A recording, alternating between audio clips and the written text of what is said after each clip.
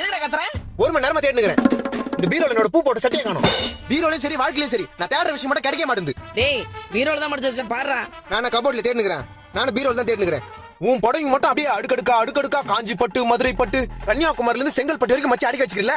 என் பூ போட்ட சட்டை மட்டும் எங்க காணோம்? இப்போ உன் சட்டையை தேடி எடுத்துட்டேன்னா நான் பட்டியை போட்டு பயணிக்கு போக சொல்றியா? சட்டையை தேடி கொடுமா ஃபர்ஸ்ட். டைம் ஆகுது. இப்போ நான் தேடி எடுத்தனா தொடப்ப கடை தான். தொடப்பு கட்டல வேணாம், சட்டையை தேடி கொடு. இரு இங்க சட்டை இருக்கட்டும். இருக்குதா. டேய் என் புடவைங்கடா. கீழே வந்தாலும் புடவை இங்க தான் இருக்குது. என் பூ போட்ட சட்டை எங்க? என்ன மூஞ்சி கருக்குதே? ஆத்திரமா வந்து தீஞ்சு வாசனை வருது. டேய் கேஸ் மேல பால் வச்சிட்டு வந்துட்டேன்டா. ஓ தீஞ்சு வாசனை அங்க தான் வருதா?